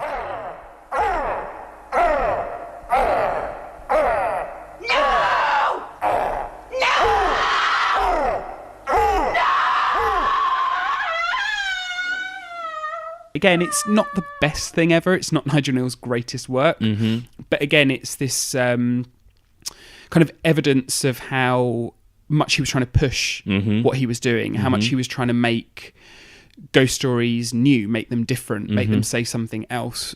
not just be this kind of gothic mansion with this kind of creepy kind of sheet kind of billowing around in the distance. This was modern. It was like modern ghost stories, and even if they weren't successful, they're still kind of interesting. And you watch Special Offer, the kind of supermarket episode of Beasts, and again, it looks like a kind of kitchen sink version of The Mist or something. Right? Yeah, I was going to say. You see influences that kind of run throughout, and I think he's he's someone that deserves all the credit that he gets in terms of being someone very subversive and interesting. And that's it. It's pushing the form. It's experimenting, and like you say, they're not always completely successful, but compared to what you get now, which is absolutely fun, but it feels like fanboy stuff that is tributes to all these other things we've been talking about. It's just so exciting. It must have been so exciting at this point when all of these incredible original things were coming out. And of course you have, the biggest of them all is the Twilight Zone, I suppose, as well, isn't it?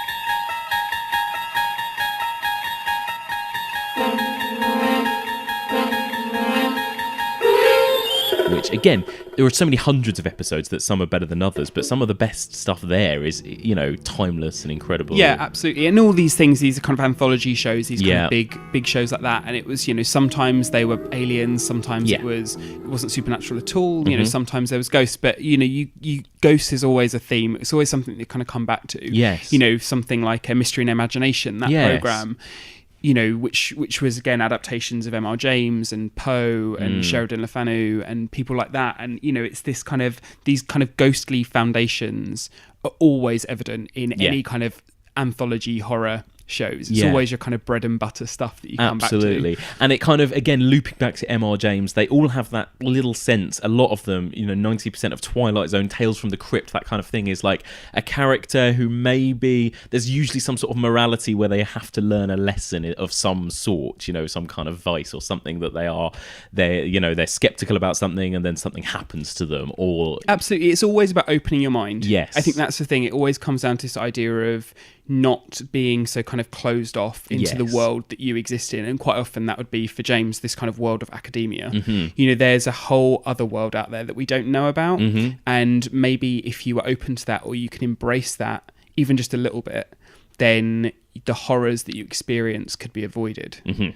Wonderful. So I think that's kind of, just a couple of other things that we haven't kind of mentioned. I think there was a kind of small renaissance in the 90s as well. We saw some really interesting ghost TV happening then, which is very much a kind of product of, Dead of Night and Ghost Stories for Christmas and these kind of things that happen. So we mentioned Ghost Watch, which is very much the kind of logical progression on from the Stone Tape. Yes. And this idea of kind of paranormal experts coming into a house and investigating this thing. It's very much about modern technology. 100%. It's very much about kind of postmodernism's version. Footage. It's like the original found footage. Exactly. Yeah. So, you see the Stone Tape throughout kind of almost every frame of Ghostwatch, but also there was the ITV show Chiller, which pretty interesting, had some kind of fun episodes. I think the one that always kind of stood out to me was an episode called Toby, which was about a couple, a pregnant couple, and the woman loses her baby and in a car crash, and kind of a few months later becomes pregnant again. And there's this kind of great scene where she's a few months pregnant, she goes for an ultrasound and she's there, and they've got the little kind of device on her belly. Yes. And the nurse is like, there's nothing in there. You're not pregnant. Oh. And she's like fully showing. Oh my God. And then it's this idea that she carries this ghost baby to term, and then she gives birth to this ghost baby. Oh my which God. then haunts her house, and then she gets pregnant again with a real baby, but the ghost baby is trying to kill the real baby. Brilliant. But anyway, it's really fun. It's it's a little dry in its execution. I think it doesn't quite have the ending, the kind of pop that you want at the ending, but in terms of ideas, I think it's really interesting. I think this idea of a kind of giving birth to a ghost baby. Yeah, it's amazing. It sounds a little bit like that film that was at Fright Fest last year that is now on Shudder called Stillborn. Do you remember that? Yeah. Similar kind of theme idea. Absolutely. Yeah. I wonder if they ever saw exactly. ITV's Chiller at the time. But again, a couple of other episodes of that were pretty good fun. And then BBC did a programme called Ghosts around the same time, I think, which Stephen Volk wrote one of the episodes of that. And it was their kind of, their one to match Chiller. So there was this, there's this sense of a kind of resurgence or renaissance or kind of how these kind of ghost stories were such a fundamental part of British TV. Yes, they so are. are. You see them coming back. Yeah, it's amazing. So if you had to pick one out of everything we've talked about, as a introduction to this, or one to recommend somebody watch, what would it be? It's always Whistle and I'll Come to You. It's the greatest one. I mean, it's the one that inspired my kind of love of this. I mean, technically that's kind of a lie, because Ghostwatch was the one that really kind of started it, because that was the one that I saw when it aired, and I had that moment where I was watching something and didn't know what to expect and was completely blown away and destroyed and terrified and all these kind of different things. But I think Whistle and I'll Come to You and Ghostwatch are the two high points in not just British but supernatural on TV. Full stop. Yeah, so cool. They're the best ones to I wish start I'd been with. exposed to all this stuff when I was growing up. I mean, I think the scariest thing I watched on TV when I was a kid was Jonathan Creek, which did still creep me out a bit at the time. Amazing. Well, thank you so much for joining me again. Just remind us, because I think we have mentioned it already, but what have you got coming up in terms of BFI cult stuff in the next couple of months?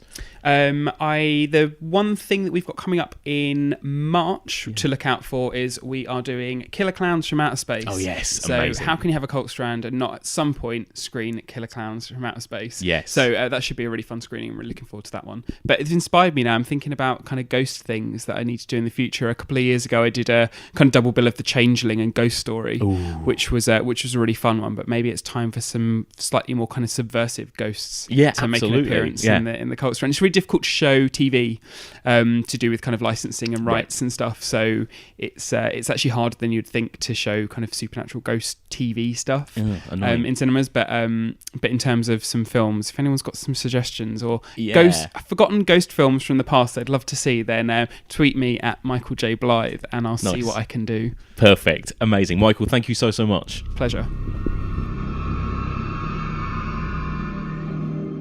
And that's it for this week. Thank you so much for listening, and a huge thank you to my brilliant co-host Michael Blythe and my wonderful guest Ren Zelen. Now don't forget, if you want to check out more of what Ren has written, whether it be about M.R. James or ghosts or horror movies in general, you can find all of the details and links to things she has written on her Twitter, and I will link to her Twitter page on the show notes. So, before I reveal what we're covering next week, here's how you can get in touch with us. The email address is evolutionofhorror@gmail.com. You can find us on Twitter, it's @evolutionpod, or on Facebook, that's facebook.com/evolutionofhorror. If you want to follow me on Letterboxd, you can find out what films we're going to be covering over the next few weeks and create your own little list of ghost movies to watch along the way. So you can find us on letterboxd.com/evolutionpod.